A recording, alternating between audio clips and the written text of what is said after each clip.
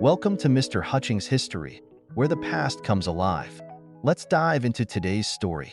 Hey everyone, and welcome back. We're diving into a really pivotal time for Indigenous rights in North America today. Oh, yeah.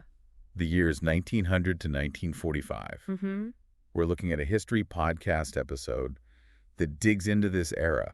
Okay. And, it's not just about remembering dates and names. Right. It's about understanding why certain policies were put in place and how Indigenous communities persevered despite incredible challenges. It's a fascinating period for sure. Yeah, I'm already hooked just from the intro. What's really striking about this era is that constant back and forth. Uh-huh. You see governments pushing for assimilation, Right. but you also see Indigenous peoples fiercely resisting. Okay. They're fighting to protect their cultures, their right to self-determination. Yeah. It's a period that lays the groundwork for the rights movements that gain momentum later in the century. Right. So the podcast starts by talking about the 1924 Indian Citizenship Act in the U.S. Okay. On the surface, that sounds like a positive step, right? Yeah, you'd think so. Granting citizenship seems like it should be a move towards equality. It seems that way, but the reality is a lot more complicated. Right. Think of it like a double-edged sword. Okay. Native Americans were granted citizenship, yes, Mhm. but then many states, particularly in the South, Yeah? turned around and denied them the right to vote. Whoa. It's almost like something straight out of the Jim Crow South. Really? Yeah, where they use similar tactics to disenfranchise African Americans. So they were given citizenship, but not really. Exactly. Citizenship on paper, but not the full benefits that come with it. I'm confused. How does that even work? It was all about control, Okay. a way to limit Indigenous people's political power. Mm, The message was clear: you're citizens, but not equal citizens. got it. And this wasn't just some theoretical problem. Right. A few years later, in 1928, Yeah. the Meriam Report revealed just how bad things were on many reservations. Like what kinds of things? Poverty, disease, inadequate housing. It was really a national shame. Wow. But get this. What? Most of the report's recommendations for change were ignored, Oh, no. especially when the Great Depression hit. So they give them this empty promise of citizenship. Yeah? And then when a report exposes how badly they're being treated, Mm-hmm. it's basically swept under the rug because of the economic crisis. Exactly, adding insult to injury. It's unbelievable. And it gets worse. What do you mean? The podcast mentions the sterilization of Native American women during this time. Oh my gosh, we have to talk about that. It's a horrifying chapter that can't be ignored. What can you tell us about it? One of the most disturbing examples is from Vermont. Okay. Starting in 1931, Mm-hmm. the Abenaki people were targeted for sterilization, No way. and without their consent. That's just awful. And this wasn't a short-lived thing. It wasn't. No, it continued all the way into the 1970s. That's just horrific. It's a terrible example of eugenics. Right. This idea that certain populations were undesirable and needed to be controlled. Ugh, it's sick. It targeted other marginalized groups too, but the impact on Native American communities was devastating. It's just unthinkable to be targeted like that. Yeah. To have your bodily autonomy violated in such a way. It's hard to comprehend. It really is. And remember, this was happening alongside other forms of oppression. Like what? In the U.S., you had the Dawes Act, Right. which was a complete disaster. What did it do? It tried to force Native Americans into individual land ownership, which totally went against their traditions and tore apart communities. Wow, so it was all about erasing their way of life. Absolutely. It was about dismantling their way of life. So you have these policies aimed at erasing their culture, Yeah. controlling their bodies, limiting their political power. It was systematic. It's like a systematic attempt to just dismantle who they are as people. Yeah. But then, as the podcast points out, the Great Depression kind of forces a shift in thinking. It does.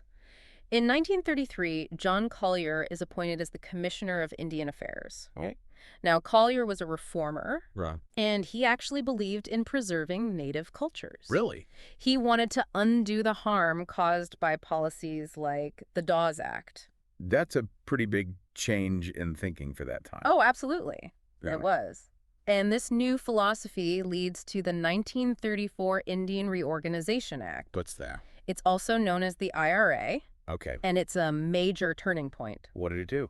It stopped the land grabs that had been happening for decades. Okay. It allowed tribes to create their own constitutions, Wow. and it even provided funding for development. That's amazing. It even protected the use of peyote. What's that? It's a sacred plant used in Native American ceremonies. That's a huge shift from the forced assimilation policies we were talking about earlier. It is a big change. But the podcast mentioned that the IRA wasn't universally celebrated. You're right. It wasn't perfect. What were some of the criticisms? Some Native American leaders felt it still gave too much control to the federal government. Okay.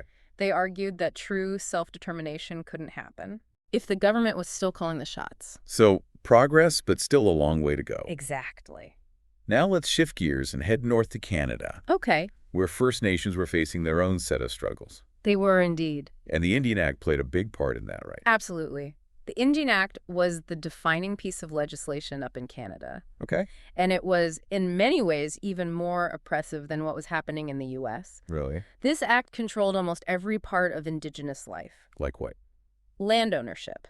Their ability to move freely. Wow. Even their traditional ceremonies were controlled by the government. It's hard to believe they could have that much control over people's lives. It was a very restrictive system. But the podcast mentioned a man named Frederick Loft. Yes. A Mohawk WWI veteran who fought back against this system. He did. Tell me more about him. Loft's story is incredible. Okay. He fought for Canada in World War I, experienced the world, saw different ideas about democracy and freedom. But when he came back home, he was hit with discrimination. Oh, no. Treated like a second-class citizen simply because he was Indigenous. So he risks his life for his country only to come home and be treated like he doesn't belong. It was a harsh reality check. That must have been incredibly disillusioning. You can imagine the anger and frustration he felt. Yeah. That experience fueled his passion to fight for change. Right. He understood that the fight for Indigenous rights was about the same things he'd fought for in the war. Which was? Justice and equality. That's what led him to found the League of Indians in 1919. Okay. He envisioned a movement that would unite First Nations across Canada. Wow. Demanding self-governance and recognition of their rights. So he was calling for a kind of pan-Indigenous solidarity. Yes, very much so. Which is something we see happening more and more today. Absolutely. But the podcast mentioned the League faced some serious obstacles. He did. What were those? Well, imagine the government's reaction to this organized Indigenous movement. They labeled them communists right away. Oh, wow. A classic tactic to discredit any group that challenges the status quo. Right. The police were constantly watching them, trying to disrupt their activities. That must have been so hard to operate under. There was a constant pressure. But there was something else, right? Yes. There were internal challenges as well. Like what? The League struggled with internal divisions. Okay. And they just didn't have the resources to sustain such a large-scale movement. That makes sense. And Loft's leadership came under scrutiny, which weakened the organization further. So what happened? Eventually, the League disbanded. Oh, that's too bad. But their impact shouldn't be overlooked. Yeah, I was just thinking that. Yeah. It's like planting a seed. Exactly. Even if it doesn't fully bloom right away, it can still nourish the soil for future growth. You got it. The League of Indians inspired future Indigenous rights organizations, showing that collective action could be powerful. Yeah. Their story reminds us that both external pressure and internal struggles play a role in a movement's success. That's a great point. And the League's fight for recognition played out in different ways for various Indigenous groups. Right, cool. The Métis people, for example. Yeah. They faced a unique challenge. What was that? They were excluded from the very laws that oppressed other Indigenous populations. Wait, really? Huh? The Métis, remind me who they are and how their experience differed. Sure. So the Métis are a distinct Indigenous group with a rich culture that blends European and Indigenous heritage. Right. And ironically, their mixed ancestry became a barrier for them. How so? They didn't fit neatly into the government's rigid categories. So they were basically invisible in the eyes of the law. It's almost like their very existence challenged the colonial system's attempts to categorize and control Indigenous populations. Yeah, exactly. You hit the nail on the head. So if they were left out of the Indian Act, that means they didn't receive even the limited protections offered to other Indigenous groups. That's right. It made them incredibly vulnerable. To what? To discrimination, poverty, lack of access to healthcare and education. Wow. It's a stark reminder of how colonial systems create hierarchies. Yeah. And those who don't fit into their narrow boxes suffer the consequences. It's tragic how easily they were ignored and forgotten by the system. It is. The podcast mentioned a report from 1934 Yes. that exposed their dire situation. That's right. What happened? That report was commissioned by the Alberta government, and it was a turning point. In what way? It revealed the shocking levels of poverty disease and social marginalization experienced by the Métis. Wow. The findings were so alarming that the government had to take action. What do they do? This led to the creation of Métis settlements. Okay. But like we've seen before, these settlements offered some relief, but they didn't truly address the Métis' need for self-determination. So another example of a well-intentioned policy that ultimately falls short. Exactly. This act exemplifies the pattern we see throughout this era. What pattern? A recognition of Indigenous needs, but a reluctance to cede true control. The Métis continued to be denied true self-governance. Right. It took decades of activism before they began to see real progress. Recognition of their unique rights and place in Canadian society. This brings up something I've been thinking about. What's that? Throughout this deep dive. Okay. The podcast highlighted different schools of thought about this period of history. Right. It seems like there's no single definitive way to understand what happened and why. You're right. History isn't a straightforward story. It's not. No, it's layered and complex. Okay. And different historians bring different perspectives to how they analyze the past.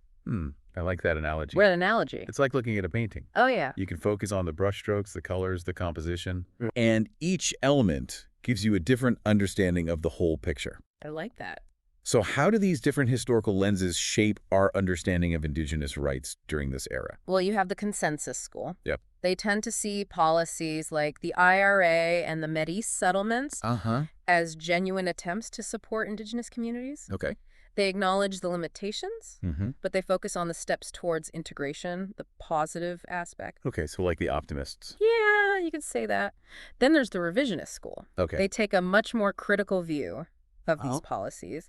They see them as paternalistic, driven more by a desire for control than genuine concern. So like the skeptics. Exactly. Okay, so you have the optimists and the skeptics. Right. What about the other schools of thought?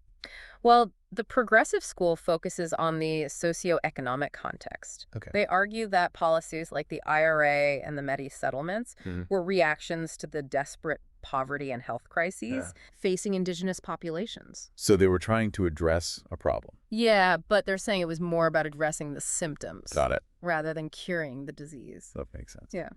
What about the final school of thought? Finally, we have the Indigenous School of History. Okay. This perspective centers the voices and experiences of Indigenous peoples themselves. That's important. It is. They see policies like the IRA and the activism of groups like the League of Indians as powerful examples of resilience and resistance. Right. Indigenous historians highlight that while there were some gains, true sovereignty and self-determination remained elusive because of the government's continued interference and control. It's fascinating how these different perspectives can shed light on different aspects of the same historical period. It is. It reminds us that history isn't about finding the one right answer. Right. It's about understanding the complexities and grappling with different interpretations. I agree. And speaking of gaining a deeper understanding, the podcast emphasizes how crucial this period was. Okay. In laying the groundwork for later Indigenous rights movements in both the U.S. and Canada. It was. Why is this era so important for us to understand today? That's a great question. Think about it. Okay. Despite intense pressure to assimilate the consideree, Indigenous peoples never stopped fighting for their rights. That's powerful. It is the Indian Reorganization Act. Though flawed, was a significant shift in U.S. policy. In what way? It moved away from forced assimilation and acknowledged, at least partially, the concept of tribal sovereignty. Right. And in Canada? In Canada, the League of Indians, though short-lived, provided a blueprint for future activism. I see. It showed that raising their voices, collectively demanding to be heard, could make a difference. So these early 20th century struggles were the seeds that blossomed into the powerful Indigenous rights movement. Exactly. That we see in the latter half of the 20th century. It's incredible to see how these early struggles really set the stage for the progress that we see today. It is, even though it's still incomplete. Yeah. But this deep dive has also made me realize how diverse Indigenous communities are. It's easy to think of Indigenous peoples as one big group. Right. But this era really highlights how different their experiences were. Absolutely. We've talked about the differences between Native Americans in the U.S. and First Nations in Canada. But even within those groups, there's so much diversity. There is. Different tribes, languages, cultural practices, histories with colonization. It's incredibly complex. And then you add in the Métis, right, who don't fit neatly into either category. Exactly. And it becomes clear that trying to oversimplify Indigenous experiences just doesn't work. It doesn't. Trying to lump everyone together just doesn't do justice to their unique histories and cultures. So true. The diversity is a strength. It is.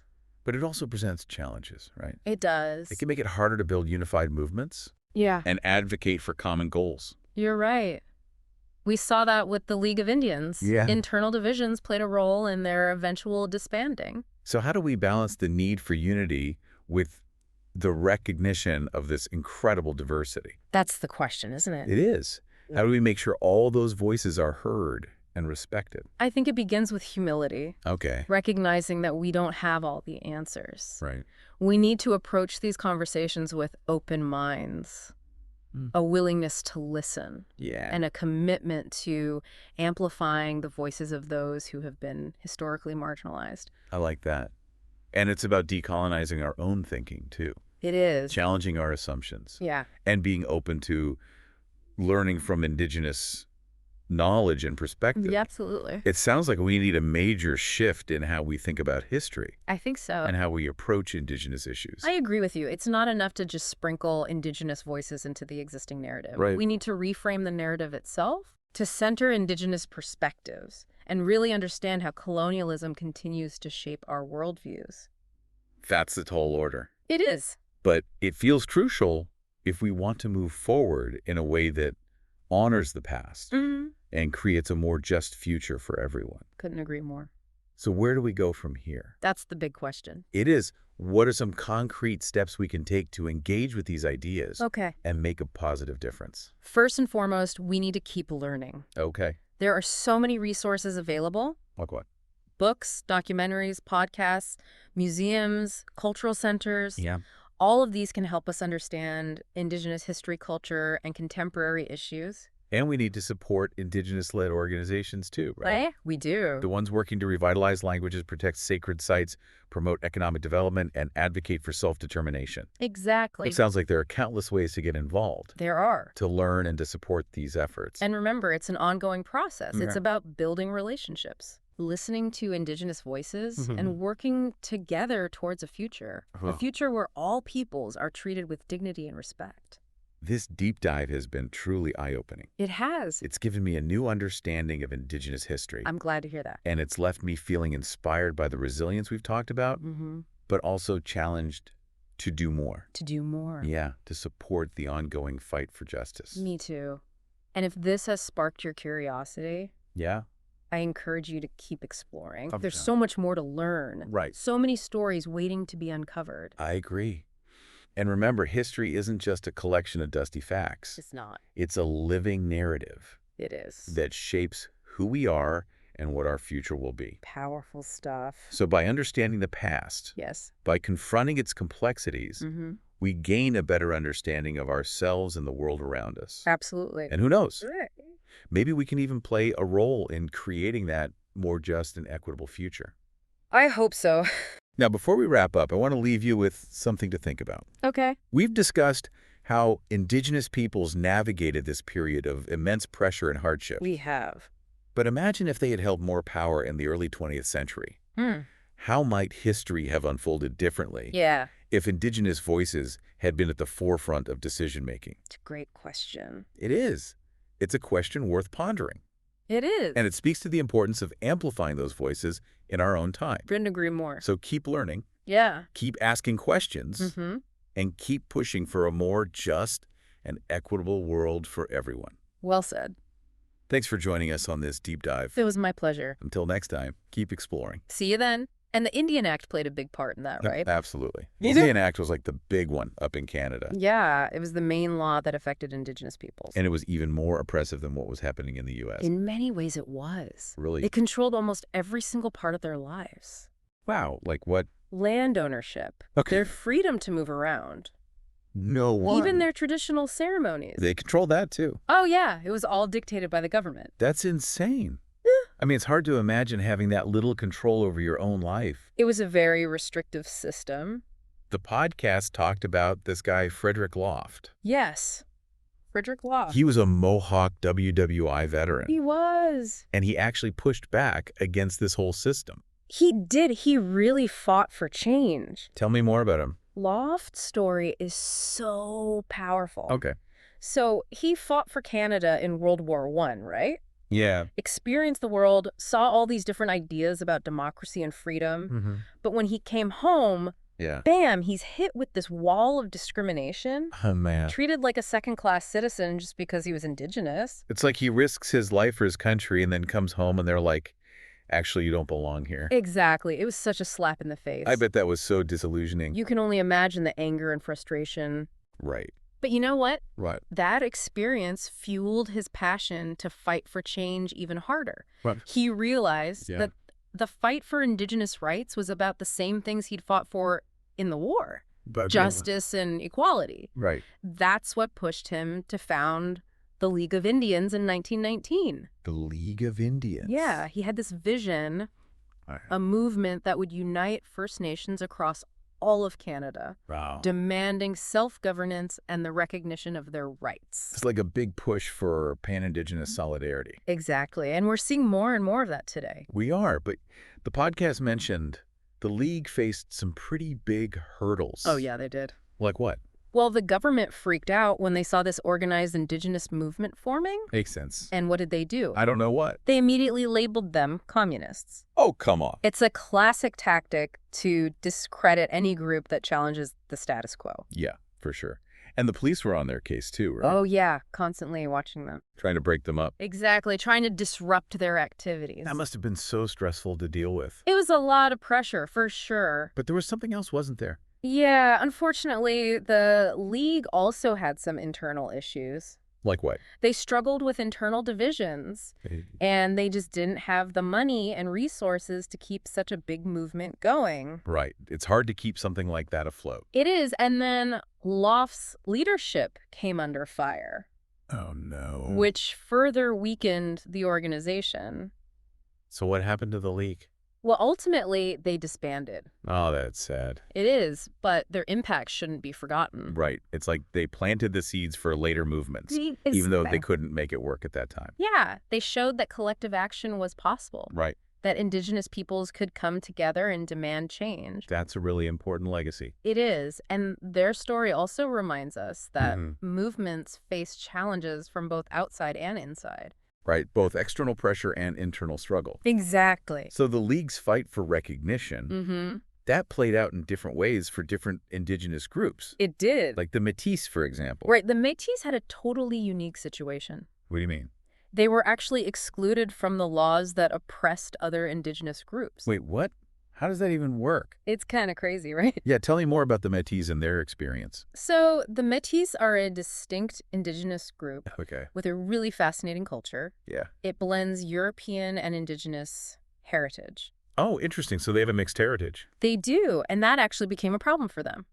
How so? Because they didn't fit neatly into the government's strict categories. Right. The government likes to put everyone in boxes. Exactly. And the Métis didn't fit in any of those boxes. So what happened? They were basically invisible to the law. It's like they didn't even exist. Yeah, it's almost like their very existence challenged the whole colonial system. Right, because the system was all about controlling and categorizing Indigenous peoples. You got it, and the Métis just didn't fit that mold. So because they were left out of the Indian Act, that means they didn't get any of the protections. Right, not even the limited ones offered to other Indigenous groups. Wow, that made them so vulnerable. They faced so much discrimination and poverty. And limited access to healthcare and education. All of that. It's a stark reminder of how colonial systems create these hierarchies. Yeah. And anyone who doesn't fit in suffers the consequences. It's just tragic how the system could just ignore and forget about a whole group of people. It is a sad part of history. The podcast mentioned a report from 1934. Oh, yeah. That exposed how bad things were for the Métis. It did. What happened after that report came out? Well, that report was commissioned by the Alberta government. Okay. And it was a big deal. What did it find? It revealed how much poverty and disease the Métis were facing, the social marginalization they experienced. Wow. It sounds like a pretty shocking report. The findings were so bad that the government had to do something. So what did they do? They ended up creating Métis settlements. Settlements? Yeah, but like we've seen before, these settlements provided some help, but they didn't give the Métis true control over their lives. So they still weren't self-governing. Exactly. They were still denied true self-determination. It's like a pattern we keep seeing. It is. Good intentions, but ultimately falling short. Right. They recognize the needs. Yeah. But they're not willing to give up control. Makes you wonder if they really wanted to help or just wanted to keep things under their thumb. That's a good question to think about. It is. And it took decades more for the Métis to start seeing real progress. It did. Toward actually having their rights and their place in Canadian society recognized. This was a long and difficult journey. This whole conversation has got me thinking about how we interpret this period of history. The podcast talked about all these different schools of thought. Yeah, there are a lot of different perspectives. And it seems like there's no one right answer. You're right. History is messy. It is. It's not a simple story. Okay. It's layered and complex. Right. And different historians will analyze the past in different ways. Makes sense. It's like looking at a painting, you know? Yeah. You can focus on different things. Like the brushstrokes. Exactly. Or the colors, the composition. And each element gives you a different understanding of the whole picture. I like that. It's a good analogy. So how do these different historical lenses affect how we see Indigenous rights during this time? Well, you've got the consensus school. Okay. They tend to see policies like the IRA and the Métis settlements as genuine attempts to help. Okay, even if they were flawed. Right. They acknowledge the problems, but they focus on the positive aspects, like the steps toward integration. So they're like the optimists. Yeah, you could say that. Then you have the revisionist school. Right. They're much more critical of those same policies. They see them as a way to control Indigenous peoples. More than a genuine attempt to help. Exactly. They're the skeptics. Okay, so we've got the optimists and the skeptics. Right. What about the other schools of thought? Well, the progressive school, they look at the bigger picture. Like the socioeconomic context? Exactly. They argue that policies like the IRA and the Métis settlements were reactions to the really bad poverty and health crises. Right, so they were trying to solve those problems. Yeah, but they're saying it was more about treating the symptoms instead of the underlying causes. You got it. That's interesting. Yeah. What about the last one?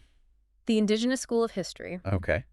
This perspective centers the voices and experiences of Indigenous peoples themselves. So it's about hearing their side of the story. Exactly. They see policies like the IRA and groups like the League of Indians as examples of resilience and resistance. Despite all the challenges they face. Right. They highlight that while there were some victories, true sovereignty and self-determination we're still out of reach. Yes, because the government was still calling the shots.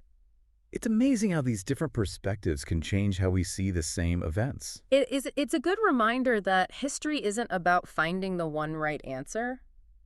It's not. No, it's about understanding all the different sides. The complexity. Right, sir. And figuring out how they all fit together. And grappling with those different interpretations. Yeah, I like that. And, you know, speaking of gaining a deeper understanding, the podcast really stresses how important this period was. It was. For laying the groundwork for the Indigenous rights movements that came later. Yeah, both in the U.S. and Canada. So why is it so important for us to understand this era today? That's a great question. You know? Yeah, I'm really curious to hear your thoughts. Well, think about it. Right. Indigenous peoples were under so much pressure to assimilate, but they never gave up fighting for their rights. That's so inspiring. It is, and in the U.S., the Indian Reorganization Act, even though it wasn't perfect, it was a huge shift in policy. In what way? It moved away from that forced assimilation. Okay. And it acknowledged tribal sovereignty. At least to some extent. Right. And up in Canada, the League of Indians, they didn't last that long. Right. But they provided a model for future activism. How so? They showed that Indigenous peoples could raise their voices together and demand to be heard. And that could actually make a difference. Exactly. So these early struggles in the 1900s, they were the seeds that grew into the much bigger Indigenous rights movement. That we see later in the century. Exactly. It really is amazing to see how those early struggles set the stage for the progress we see today. Yeah, it's a long road. Even if there's still a long way to go. For sure. This deep dive has really shown me just how diverse Indigenous communities are. It's easy to think of them as one big group, but this era shows how different their experiences were. Absolutely. We talked about the differences between Native Americans in the U.S. Right. and First Nations in Canada.